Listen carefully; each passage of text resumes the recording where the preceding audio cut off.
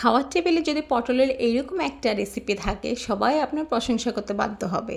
আসসালামু আলাইকুম, আমি মুক্তা চলে আসলাম আপনাদের জন্য নতুন একটা রেসিপি নিয়ে। তো আমার আজকের রেসিপিতে থাকছে পটলের খুবই সুস্বাদু একটা ভাজি। এই যে আমি এখানে কয়েকটা পটল নিয়ে নিয়েছি, আর এই যে পটলগুলো দেখেন একটু লম্বার সাইজের, হাইব্রিডের না। এই পটলটা সবসময় পাওয়া যায় না, আর এই পটলটা কিন্তু খুব ভালো, এটার মধ্যে মাংসটা অনেক বেশি থাকে। তো প্রথমে আমি পটলগুলোকে এভাবে ছেঁচে নেব, খোসা পুরো ছাড়িয়ে নেব না, জাস্ট ছুরির সাহায্যে এইভাবে করে ছেঁচে নেব। আলগা যে চামড়াটা থাকে সেটা ফেলে দেব।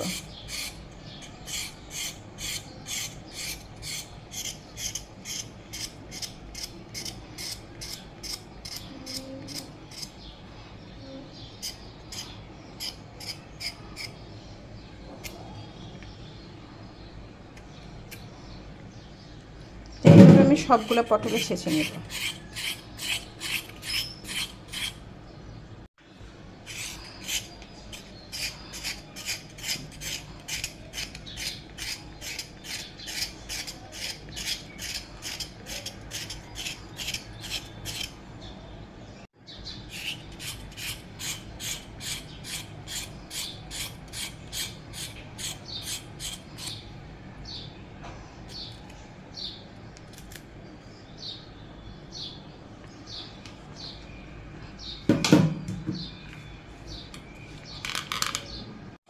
পটলগুলোকে ধুয়ে পরিষ্কার করে নিয়েছি, এখন এগুলোকে আমি মাঝখান থেকে কেটে নেব।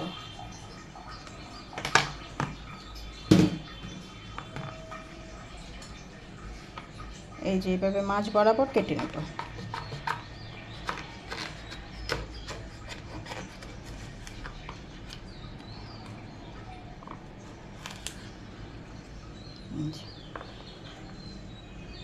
এখন আবার একটু হালকা করে এরকম করে কেচে নেব।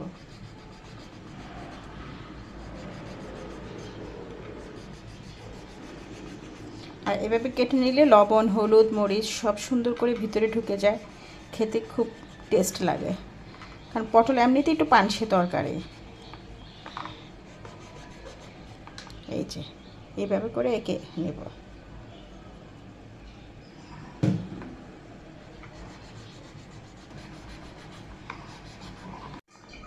এইভাবে আমি একটা একটা করে সবগুলো পটল মাঝখান থেকে কেটে এভাবে এঁকে নেব। আপনারা ছেলে এই কাজটা বটি দিয়েও করতে পারেন, আমি ছুরি দিয়ে করছি, যার যেটা সুবিধা সে সেভাবে করে নেবেন।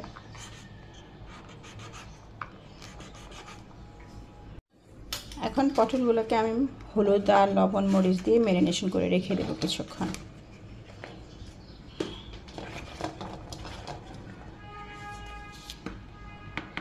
স্বাদ অনুযায়ী লবণ দিয়ে দিচ্ছে, হলুদের গুঁড়া দিয়ে দিচ্ছি, মরিচ গুঁড়া দিয়ে দিচ্ছি। এখন খুব ভালো করে মেখে 10-15 মিনিটের জন্য আমি এখানে ম্যারিনেশন করে রেখে দেব। এতে একটু লবণটা ভিতরে ঢুকবে খুব সুন্দর করে। এই পটল ভাজিটা কিন্তু খেতে অসম্ভব মজা, গরম গরম ভাতের সাথে খেতে অনেক ভালো লাগে, সাদা পোলাওর সাথেও খেতে ভালো লাগে।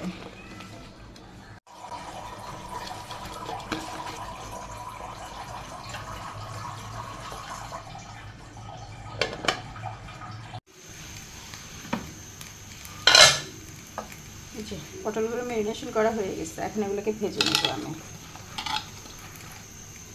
আর যে পেঁয়াজ মরিচ কেটে রেখেছি, যে কড়াইতে যথেষ্ট পরিমাণে তেল নিয়েছি, তেলটা গরম হয়ে গেছে, এখন আমি একটা একটা করে পটলগুলোকে ভেজে নেব। বিসমিল্লাহ।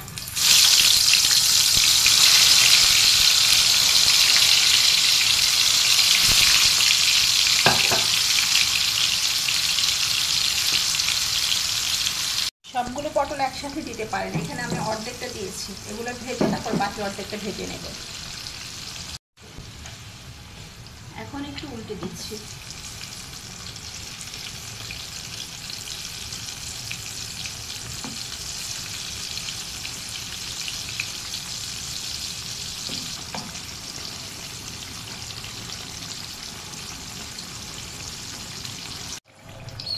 এই অবস্থায় পটলগুলোকে উঠিয়ে নেব। এই যে একদম ভাজা হয়ে গিয়েছে সুন্দর করে।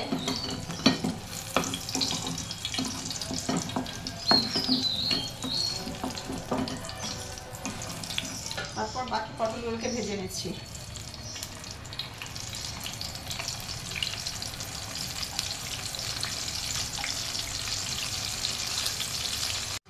বাকি পটলগুলো ভাজা শেষ, এখন উঠিয়ে নিচ্ছি এগুলো।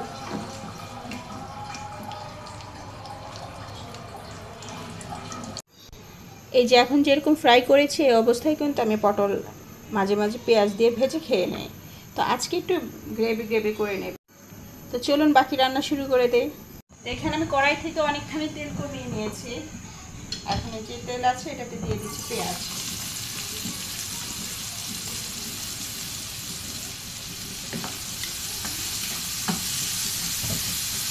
পেঁয়াজটা একটু বেশি পরিমাণেই দিব। পটলের মধ্যে পেঁয়াজ একটু বেশি দিলে খেতে ভালো লাগে। তো পেঁয়াজগুলো একটু নরম করে নিচ্ছি। পেঁয়াজটা একটু ভাজা ভাজা হয়ে গেলে এখানে আমি এখন একটু মশলা ব্যবহার করব। খুব বেশি না, সামান্য পরিমাণে জিরার গুঁড়ি দিব। এই যে এখন দিচ্ছি এখানে হলুদ গুঁড়াও খুব অল্প পরিমাণে দিচ্ছি। একটু রসুন পেস্ট দিয়ে দিচ্ছি।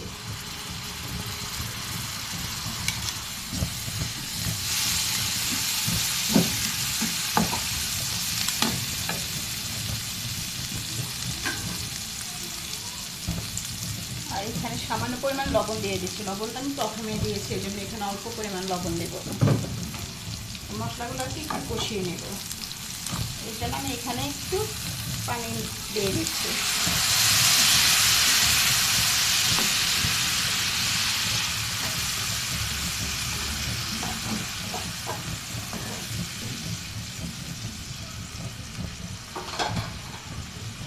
এখানে কয়টা কাঁচামরিচ খালি করে দিয়েছি।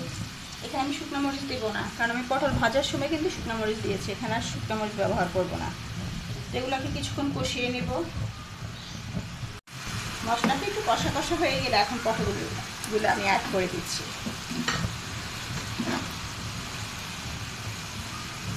এটা খেতে যে কি দারুণ লাগে, এটা অবশ্যই আপনারা একবার হলেও ট্রাই করে দেখবেন।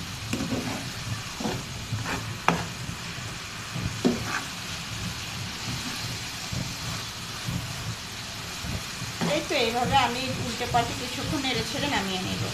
বেশিক্ষণ লাগবে না, 5 মিনিটের মতো কষিয়ে নিচ্ছি পটলগুলাকে।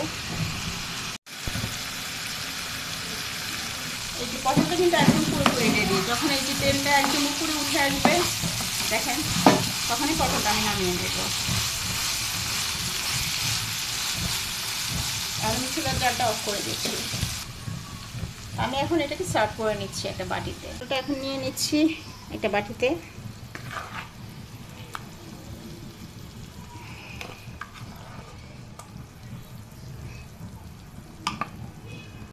এই যে পটলের সবজি কিন্তু অনেকেই পছন্দ করে না, তো আমি আপনাদেরকে গ্যারান্টি দিচ্ছি এইভাবে একবার শুধু বানিয়ে খাবেন, এরপর আপনি আর কখনোই পটল খেতে অপছন্দ করবেন না, সবসময় পটলই খেতে চাইবেন।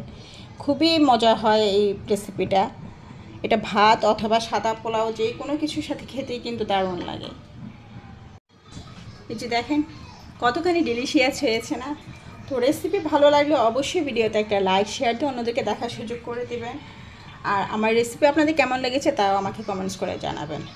আর যারা ইউটিউব থেকে আমার ভিডিওটি আজকে প্রথম দেখছেন তারা অবশ্যই আমার চ্যানেলটি সাবস্ক্রাইব করে দেবেন। আর যারা ফেসবুক পেজ থেকে দেখছেন তারা আমার পেজটা লাইক ফলো দিয়ে দেবেন আর আমার ভিডিওর সাথে থাকবেন। প্লিজ প্লিজ সবাই আমাকে একটু সাপোর্ট করে যান। আপনাদের সাপোর্ট পেলে আসলে ভিডিও বানানোর অনেক বেশি অনুপ্রেরণা পাবো। তো আজকে এই পর্যন্তই, আবার দেখা হবে পরবর্তী ভিডিওতে। সে পর্যন্ত সবার সুস্বাস্থ্য কামনা করে আজকের মতো বিদায় নিচ্ছি। সবাই ভালো থাকবেন, নিজের এবং পরিবারের খেয়াল রাখবেন আর আমার জন্য দোয়া করবেন। আল্লাহ হাফেজ, আসসালামু আলাইকুম।